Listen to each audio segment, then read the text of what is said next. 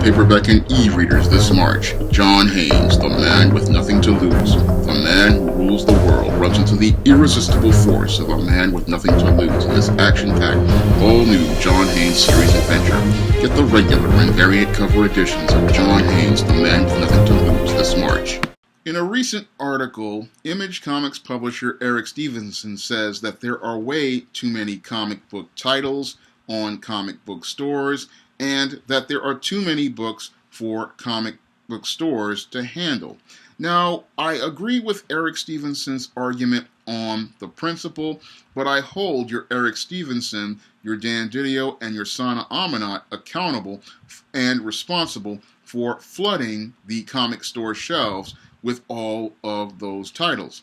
Now, the reason why there are too many books out here is because too many people who are working in the comic book industry don't have any publishing experience. Now, as a publisher myself, I understand that when you have a publishing house, you need to keep your catalog for a year very lean as related to the front list, and you need to make sure that your back list is filled with titles that are actually moving, because a catalog that is too large is oftentimes overwhelming for a customer to be able to access. And these days, with comic books now costing $4 and $5 an issue, it can lead to people winding up not picking up your titles, especially in an economy where over 50% of people are working low-wage jobs. So most people,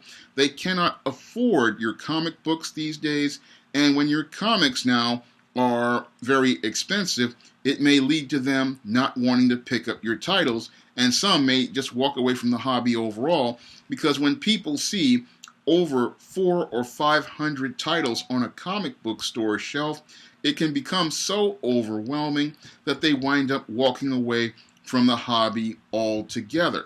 And again, the reason why we have so many comic titles out here these days is primarily due to many in the comic book industry, whether they work at Marvel Comics, DC Comics, Image Comics, Boom Studios, Dynamite Comics, Action Lab, and many other comic publishers, not having the publishing experience and understanding how to curate a catalog, how to build a catalog, and how to maintain and develop a catalog. Now, as working on the SJS Direct imprint, I understand how to curate and manage a catalog, and any smart publisher would understand that you want to have a very lean catalog as related to your ongoing titles and what they call your front list titles, and you also want to make sure that your back list is only filled with titles that have customer demand. But over at the comic book industry, people don't understand about cultivating a strong front list and a strong back list. Instead, what they do is publish lots of mid-list titles, and what happens is many of these mid-list titles wind up languishing on comic store shelves, and these comics never discover an audience because they are mid-list books. And a mid-list book is a book usually by a new author or a new creative team or a character that is considered B or C list with a B or C list creative team. And what happens is, because this book does not have any way to build an audience, either because it's a mid-list character or it's a mid-list creative team, the book languages on store shelves and it never really finds an audience. And over at the comic publishers, they tend to launch way too many mid-list books, and those mid-list books are what's leading to the saturation of the marketplace and leading to there being way too many books for comic stores to handle. Now, a seasoned comic publisher or a seasoned trade publisher would tell you to primarily focus on the books that are selling and only launch maybe 1 or 2 or 3 mid-list books in a calendar year, and then let those one or two or three mid-list books see if they are going to build an audience within the first story arc. And if they don't build an audience within the first 6 to 12 issues, then it's time to cancel that book and move on. Unfortunately, due to the story models that have been adapted in the comic book industry over the last 20 years, things like these mega crossovers and events, oftentimes a comic publisher can't kill a mid-list book that is struggling in sales because that book is tied to one event, or it's got some sort of issue with it where the storyline is tied to another book. So that mid-list book winds up languishing on store shelves and practically going nowhere. Now, the problem is that we have people in the industry without publishing experience, and they will launch and greenlight mid-list books without understanding the business of publishing. And as someone who understands the business of publishing, I can tell you that you need to have an audience set up for a book, and you need to have that core audience set up before you even think about launching that book.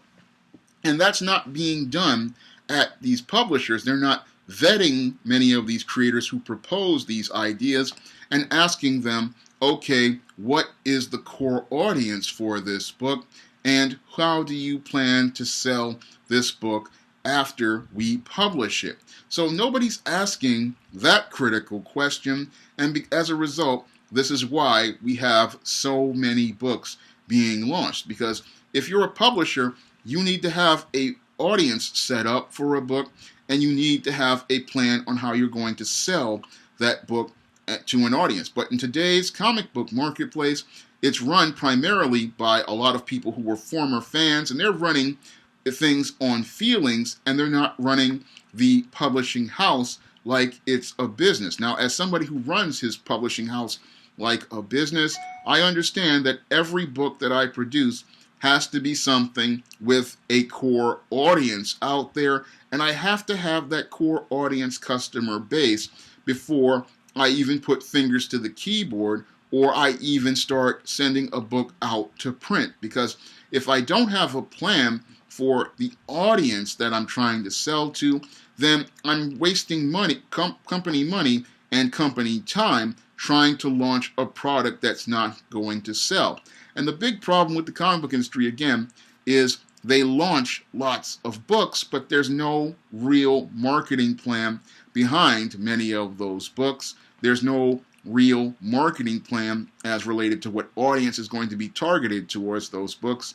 And just like the so-called SJW era, we have lots of people saying, oh, we want this group represented or that group represented. But when we look at the demographics for those groups that they say they want representation, or the genres they say want representation, however, there's not significant numbers to justify printing that many books, or to justify the cost of hiring an artist to design this comic, hiring a colorist to color this comic, hiring a letterer to letter this comic, and those costs are like $20,000 to $25,000. So the company winds up in the red on a book that they were told, oh, there's an audience for it because people want it based on feelings. But factually, when you look at the demographics, there aren't enough people who are comic fans who are going to buy said product. Because some of these books that a lot of these publishing houses are greenlighting, these are some of the books they would be better funded through crowdfunding, or they would be better in a self-publishing marketplace, and this is something, again, a smart publisher is going to sit down and say, look, what audience, what's the mission of our company? What genres are we primarily focusing on? And who is our core customer base? These are the three questions they're going to ask before, as they're reading a proposal. And if that book isn't right for their publishing house, they're going to reject that book, and they're not going to feel bad about it because they understand, look, this book is not going to make us money. This book is going to cost us money as related to printing costs, and it's going to cost us money and shelf space, which is at a premium at many of these comic stores, which are shrinking in numbers. And the reason why so many are shrinking in numbers is because they are overwhelmed by the sheer number of titles out here, and that sheer number of titles is just too many for many readers to pick up and buy. I mean, personally, I believe that most publishing houses only should have maybe 16 ongoing comic book titles, because that's what a customer can buy with a $50 bill and be able to pick up and afford within a given calendar month. And if you keep your costs really low for the customer, that gives them more incentive to buy more books. Like, for example, on the SJS Direct imprint, I have the ISIS series, the E-Steam series, and the John Haynes series, and each of those books is anywhere from $7.99 to $8.99, and you can get all three, I think, for about $24, and I only release them every month or so in the early part of a calendar year. And the reason why I do that is so that the readers can afford to be able to buy all of the books. So in 1 month, you don't feel too bad about spending $8.99 or $7.99 on an ISIS series book, or $12 on the larger stories, and it doesn't hurt your budget that badly. So when you pace it out, you can get the $24 in 3 months, and the reader can sit there and enjoy the story. But over at Marvel and DC and Image, Dynamite, and all these other companies, you have 100 titles, and at $4 and $5 a pop, we're talking about $400 to maybe $800 a month, and that's just too much money, especially, again, when half of the country is making less than minimum wage or low wage jobs, and literally low wage jobs that only pay minimum wage or a little bit more. So you're not really helping the customer and giving them that escapist entertainment at an affordable level. Now, I also offer, again, digital titles at half price for those who want to pick up the books on digital.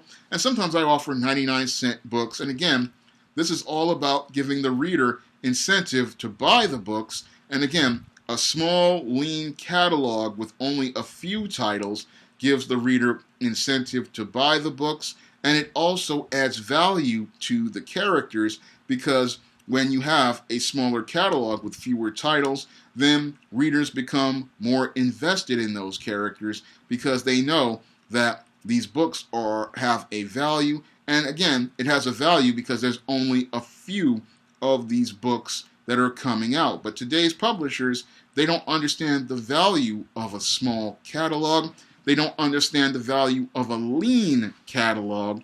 And they don't understand that small, lean catalogs are what generate sales, because the fewer choices you give the customer, the more incentive they have to decide on buying your title. Because if there's only one Batman book or only one Spider-Man book, they're just going to buy the one Batman book or the one Spider-Man book or the one Superman book. And that book is going to be special because it is the only one coming out. But if there are 5 Batman books or 5 Spider-Man books, then people start not having the incentive to buy those books. And it gets even worse when you expand it into a universe of alternate universe characters like Miles Morales, Spider-Gwen, and all these other characters. It becomes overwhelming to the reader, and instead of them buying that one Spider-Man book, they buy no Spider-Man books. And the same thing with Batman, when you've got Batgirl, Robin, Nightwing, the Signal, and all these other characters like the Batwing. It becomes overwhelming, and you just don't want to buy any of the books. So what comic publishers need to do is, again, give you that lean catalog, because that lean catalog is more affordable for today's customer, and that lean catalog gives you a value of the character because this is the only book featuring that character, and because it's the only book featuring that character, that makes the reader care about going to the comic shop, and that makes the reader care about going to pick up that issue and anticipate picking up that next issue. So the whole point of having a small catalog is about creating a value in the characters, creating a value in the reading experience, and making sure that only the best talented creators get to work on a character at a time, because that's the other